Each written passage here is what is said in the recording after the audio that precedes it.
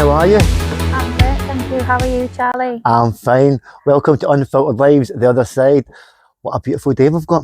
Oh, it's absolutely incredible. We've picked a great day for it today. Thank you for inviting us into your house. It was an absolute gorgeous drive over here, and I want to thank you personally for doing this interview. You're very welcome. I hope it can help plenty of people. Well, you've came to us through a friend of mine who knew you through social media, and he contacted me and said this lady may be interested in being interviewed because I think on your social media you do a lot of mental health, and don't you? You promote a lot of mental health on your social media. So normally in our channel we promote people in recovery through addiction and mental health. And so meeting you and about to get your story and your mental health, I just want to thank you very much. You're very welcome. So let's get to know Leanne then. Let's get to know who you are. So I live in Redcar, so we're in Redcar now, in a small place called Dormanstown, and I've lived here for about 20 years now. So I've always lived in Redcar, always been in Redcar, and yeah, I've been here 20 years. And do you quite like living by the beach, or do you go to the beach much? So if you'd have asked me this like 2 years ago, I wouldn't have said much about the beach. But now that I'm really tapped into nature, I love the fact that we live near the beach. We have like woodlands and stuff like that. I think sometimes when you live somewhere and it becomes normal for you, you stop looking for the beauty in what's actually around you. So I never really used to go, but now, yeah, I go down the beach, go grounding, we'll go out in the woodland and stuff like that. So it's a beautiful place to live. Yeah, we're really lucky. Let's get to know Leanne of the past. Let's get to know about your childhood, because I know talking to you off camera, it's about the trauma in childhood that we'll discuss, and then we'll go through your years. So if you could just tell us a little bit what you were like as a child. Okay, as a child. So I'll start with how I was as a child, but as a child, I would have said like my first years in life up until the age of 14 years old, I was quite quiet. Also, I was very, I did gymnastics and dancing growing up.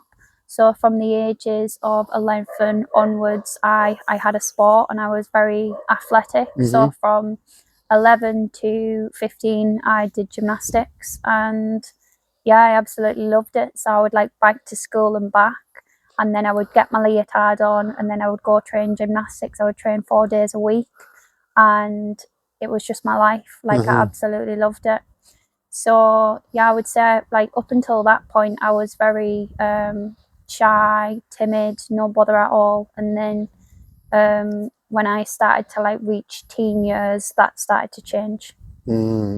So what were you like in school? Did you have friends around you? Because you've got quite a bubbly personality. I would imagine when you had friends around you and good social circle. I would say that at school, I had like what they would be classed as like friends, but I was never like part of like any groups or any cliques. I kind of just went between different groups and cliques. I was quite boisterous, a little bit naughty. So like sometimes I would like get sent out the classroom, and then I'd do backflips down the corridor. I'd be like walking on my hands down the corridor. So everyone kind of seen me to be like a bit silly and like to have a laugh. So but then also there was other aspects of like when I was a child that at that moment in time like I wasn't really tapped into. So like a lot of people did take the mick out of me a lot. They did say quite a lot of unkind things to me, as kids do. I had a lot of that from the ages of like 12 to 16, and there was like at one period I went from one school to another, and that was linked to people being unkind to me, bullying me, and stuff like that. So can you remember the bullying? Do you remember what sort of bullying that was? Yeah, I can remember the bullying, and I didn't really like, up until the past couple of years, I didn't really see it as much of an issue. So I was taunted every day for like how I looked. So they would call me things like Gollum off Lord of the Rings. They would say that I had no lips, and it even got to the stage where like I would go along with it. So like I never really used to get called by my first name. They'd just call me like Gollum or Golzer or stuff like that. So by the end of it, like I just played along with it. And how did that have an effect then as someone who's 12? How did that have an effect on your confidence? Yeah. Your insecurities as a 12-year-old? You were going into teenager. Yeah. You would perceive and believe that like I was completely fearless and it wasn't bothering me. Like you front it up, like you put on this persona, you wear this mask that you find it funny or it's not really bothering you. So on the surface, like that was what people would see. Or it's just water off a duck's back for Leanne. That's on the surface. But inside, there was just this like young girl that was inside of me that felt so uncomfortable and so like she didn't know what to say. So she laughed because she was uncomfortable, and I just didn't know what to say to these people. Like the amount of times where I just felt so uncomfortable in my own body and being around people because they were saying things to me. Like, how would you feel if somebody every day of your life was calling you a monster? Would that feel comfortable to you? We associate bullying as a kind of physical aspect, you know, being hit or being physical with another child. We don't really go into the mental health side as a child being bullied, and what that has an effect on their child's psyche of being bullied every single day, being called almost a monster between the ages of 12 and 16. That's got to have a profound effect. And definitely. Would you say that? Yeah. If you think about like the nature of children, we're consistently being like programmed. Our subconscious part of the brain is consistently being programmed. So from the ages of 12 to 16 is a prime age for programming and understanding more about the world and the environment. And what that was doing that I wasn't aware of at the time was creating my inner dialogue and my inner narrative that would then show up as an adult.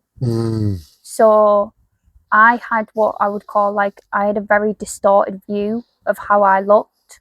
So when I looked in the mirror, I saw something different from what other people would see. And how it would show up would be something would happen in my life where like a partner maybe broke up with me or somebody was being unkind to me, and my inner narrative was straight away, it's because of this. Yeah, I get that. It's because you look like that. Or there has been periods of time where I'm surrounded by people and I'm in a state of anxiety, and it's because I'm telling myself they're looking at my face, they're looking here, like they're looking at your face, Leanne. And like the level of shame that I felt in them moments was just horrifying, and that contributed to anxiety. I went down London to get a surgery. So under my nose here, there's like a scar. How old were you, Emma, when you went down to London to get my surgery? I was 24. 24. Yeah. And so from 12 to 16, we've got this bullying every single day, this mental torture that you're not actually showing the world.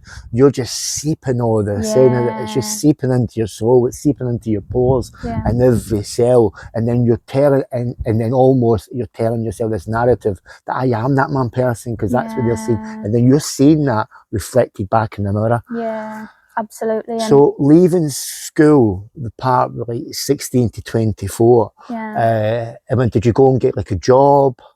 Yeah, I worked as a cleaner at the I think we've all steelworks. done that. Yeah, I worked as a cleaner at the steelworks, and that was when I found my passion for safety, for protection of people. So I was like, oh my gosh, this environment is so dangerous. I need to protect these people. So I would go to college. I self-funded a qualification. So I went to work from 6 a.m. till 12 p.m. and then I'd go to college from 1 p.m. till 9 p.m. at night, and I'd sit there and I'd learn about how to protect people and stuff like that. So I did that for a couple of years, and then I was fortunate enough to get a job opportunity working in health and safety for a large manufacturing business. So by the age of 22, I was working for an organisation with over 800 people, leading the safety agenda for like 5 different business units, 2 separate sites, and was let loose to help the health and safety program. So from a very young age, I was in a high level role and responsible for a lot of stuff. So I've been very like career driven, career woman. Where do you think that career driven has come from at such an early age? I would say that, so from a young age, I've always lived in council houses. So I've always lived in council houses and would come up from what I would say would be poverty. And I used to know like the loan sharks by the first name and stuff like that. So I come up from an environment where we didn't have much in the way of material things. I only had one parent, and I've got like 3 brothers. So we didn't have everything that people would want, and obviously we witnessed and observed people have different things that we couldn't have, and I just kind of got this mindset of I didn't want that to be me when I got older. And I think like when you do a discipline like gymnastics and stuff like that, when you learn a discipline, you then see the benefits of working hard. I also, my mum also worked very hard, so she coached gymnastics. She had a full-time job. She was obviously looking after the kids as well. So like I've witnessed my mum throughout life going out and working for what it is that she wants. So it was just normal to me. And I've always had this attitude of like, if I'm going to do something, I want to put 110% into it, and that's what I did. Like I went full throttle, and I can honestly say like them few years in the infancies of my career were some of the best years of my life in terms of development and also confidence. Yeah, and that's when the childhood stuff, a few years later, and in my experience what happened was like I had a period of time where it didn't impact me. So I had like a period of my life where I could manage it, and them subconscious programs were okay, and then the environment changed, and it was when the environment changed that I started to feel very unsafe. What do you mean by the environment changed? So I moved from one business to another. So it was a complete different environment and complete different culture.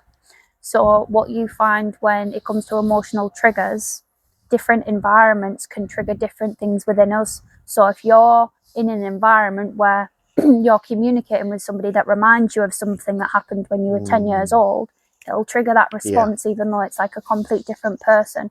So it was like the environment that I was in wasn't conducive to safety to me, and then that's when things started to come up. Let's go back to the corrective surgery though. Yeah. 24 then. Yeah. You're quite a driven businesswoman now in the health and safety side of this massive company. Yeah. You get to 24. Yeah. What's brung on this? What's brung on this? Because you're a very beautiful young lady. Yeah. What's brung on the feeling that you need to change the outside appearance? If you let us know what that's. It was the kind of triggering moment was around a breakup. And then the inner narrative started, and the inner narrative started was, it's because of this. So I started telling myself a really harmful story. So as I said, I went to London and I got this, it's called like a lip lift procedure, and it's where you get like a small bit of skin cut from underneath your nose here, and it lifts your lip up, because what people used to say to me at school was, you've got no lips. And so I was like, oh, I've got no lips, like I need to do something about this. And I was looking in the mirror and I was like, I need to change this. And I went to London and I got it done, but I felt that ashamed about it that I lied to everyone, and I told the people around me that I fell over and that I cut my face open, because I felt that ashamed that I didn't want to say what people used to call me when I was younger. So yeah, there was that. And then a few years later I got corrective jaw surgery, so I've got plates in my face, I've got plates here and I've got plates here. And once again, I had convinced myself that I had a jaw deformity, and I went to the hospital, and like I was in the hospital and you could see like I was covered in hives, you could see that I was in a state of flux and a state of anxiety. And what a lot of people don't realise is a lot of people actually do have jaw problems and jaw deficiencies, but I'm the only one that seemed to go and speak about it. So they agreed to operate. So I had a brace for nearly 5 years, and then I had corrective jaw surgery, broke both of my jaws and moved my jaw maybe about 2 mil, like it was something really, really tiny.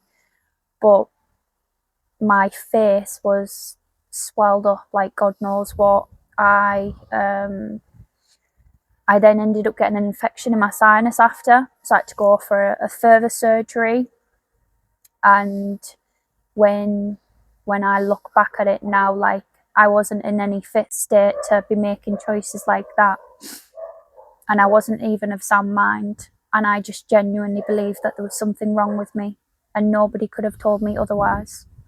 And what's really sad is like no one around me kind of stopped me. I didn't have anyone that would be like look at what you're doing, because to be honest, it's normalized in our society to have surgeries. And could anyone have stopped you, or were you that driven that this is what you would do? I don't think anyone could have stopped me, and I think that it was that drive, and it was a fear-based response. It was like, you know, like when you talk about addictions, it was exactly the same way. It was an addiction, but just in a different form. And so probably nobody could have stopped me. And would I have done anything differently knowing what I know now? Maybe not, because it's made me who I am now. And I'm happy with who I am now, and I'm happy with the way that I view the world. And do you think that you can trace this corrective surgery and how you were feeling emotionally back to when you were 12? Oh, absolutely.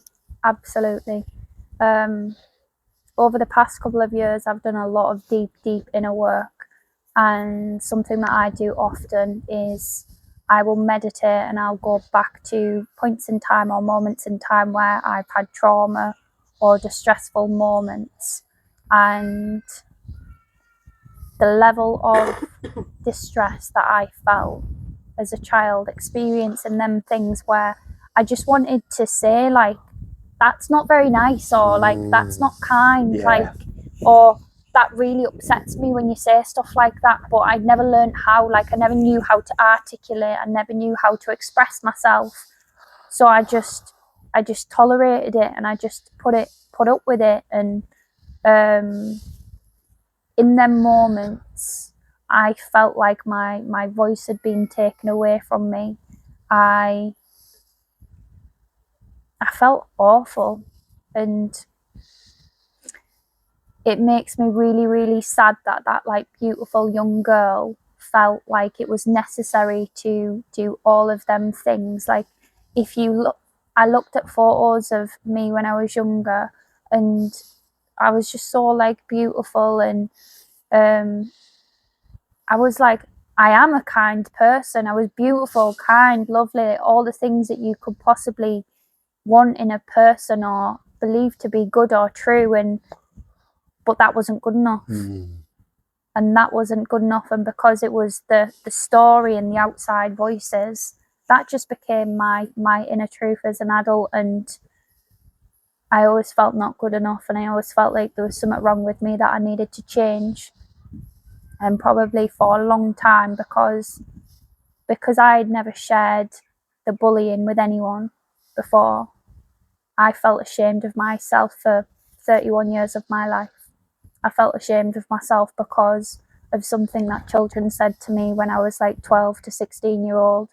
Like, I felt ashamed of how I looked, and that was very heavy.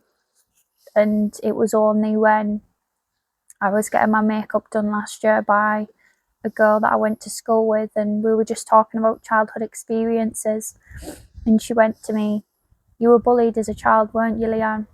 And I was like, "What?" I was like, I forgot about that. And then over the course of the next week, I had all of this emotion just come up, and all of this like anger, and it just came from nowhere. And I fundamentally believe that that was the emotions that I was feeling in them moments that I just couldn't express, and I couldn't articulate, and I couldn't communicate. And it was like I was angry. Like, I was so angry that people thought that that was okay. Like, I was so angry, and I was so hurt and upset for myself. And I look at the photos of my surgery, and my heart was breaking for me, because I was just like, you were just such a perfect, lovely young girl, and you didn't need to change anything about yourself. Like, you were absolutely beautiful, and you're a wonderful person. And it's just crazy that that impact of childhood can do that. Do you believe your friend speaking to your friend then triggered these emotions? Because I strongly you believe that if we keep whatever it is down from whatever age, it always finds its way back up. Yeah. You know, it's like a balloon, I feel. Do you know that emotion? It's I don't know how long it takes with your friend speaking about it, and then it's just come up. Yeah. And then that anger that the 12-year-old I wanted to throw, go, no, I'm not like that. I am beautiful, I am pretty, I am kind. Finally come up like 30 years later. Yeah. And that anger, you're like... It's like, it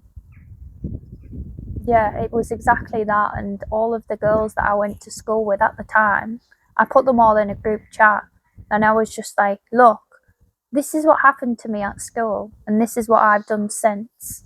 And I want you to know that this is the nature, and this is what happens when it comes to subconscious programming. This is the impact of words. And I said it when I was really, really angry, because I was just like, this is not okay. Like, I need justice. And I said it when I was really angry, and then I had not recognised or took the time to reflect on, maybe they've had their own experiences. Do you know what I mean? I was just in the emotion, and I was just like, I need to say something for this young girl. But what I also believe is that your nervous system will not bring things for you to express until it feels safe or comfortable enough to do so. I believe that. So it was the right time for me to process them emotions, which is why that thing happened. That one sentence that she said to me just planted the seed, and the memories come flooding up. It was that bad at the time. I was seeing a therapist, and I had to like get onto a call with straight away, and I was wailing like a baby. Like, it's one of the like strongest levels of emotions that I've ever felt, where like emotion was just streaming out of my body, and I've never like experienced that before that moment. So it was a very powerful repressed emotion that came to the surface. I would imagine it was very intense, but very exhausting as well. Oh yeah, really exhausting. I think I said, like, up until 2 years ago, I didn't believe that I had trauma.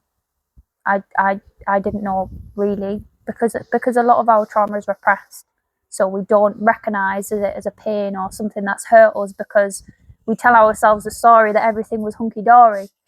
So it's so I never believed I had it, and it was just because I was so disconnected from my own truth and my own experience that I never allowed it to move through me. I think what you were saying there, I think a lot of people will resonate with what you've just said there. Yeah. Because most people, I feel, think they're living their authentic self. Oh yeah. But in actual fact, Many masks. they don't really know their authentic self. They're only giving themselves to what they think people want them to be. And I only know that because that's what I'm used to. I used to give myself 10% to everyone else, no percent to myself. What do you want me to be today? And I can be that in person. So I think what you were saying there, loads of people will definitely resonate with that. Tell me what your life is like now. Okay. What my life is like now is, I would say, a lot slower. I would say more authentic, and going through the process of still, at this moment in time, removing the masks that I put on in order to be accepted by everyone around me, to be accepted by society. And I'm like getting deeper and deeper into understanding, like, who is the real Leanne, and what was my experiences actually like when I'm in my body and not disconnected from my body. So the bullying is just one aspect of, like, the trauma that I've experienced. There's multiple things that I have experienced. So I'm like learning how to come to terms with that, and the lesson and the wisdoms that come with each of them experiences, so that I can learn, who is Leanne, what does she want a life to look like, who does she want to be outside of all of them things. Who is Leanne? Who is Leanne today? Who is Leanne today? Just have some time. Have some time. Just think about that question. Who is Leanne today? I am, I would say, like, I'm a really kind person that wants to live her life to serve others and to live a life of purpose. I want to use my experiences of pain to help others to understand themselves. And I just want to be surrounded by, like, love and abundance and truth. Truth, and being around people that aren't afraid to be who they are. Being around relationships that are nurturing and foster, like, connection and stuff like that. I was very disconnected, like, 2 years ago. Like, I disconnected from everyone. I disconnected from my family.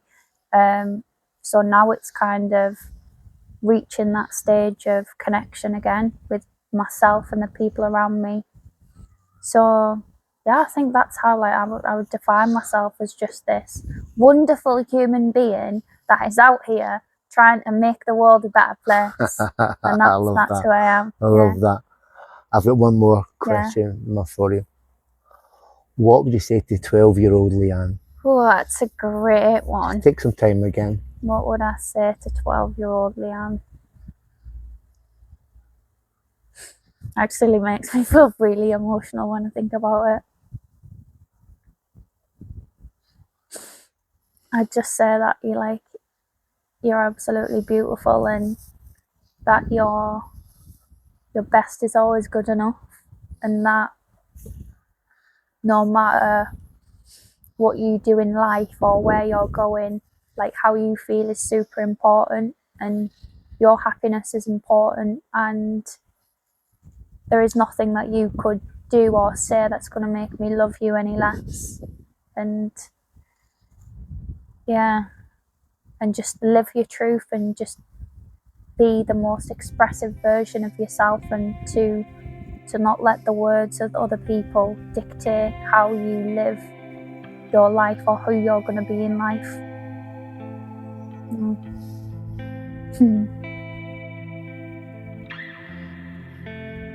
Can I give you a hug? Yeah.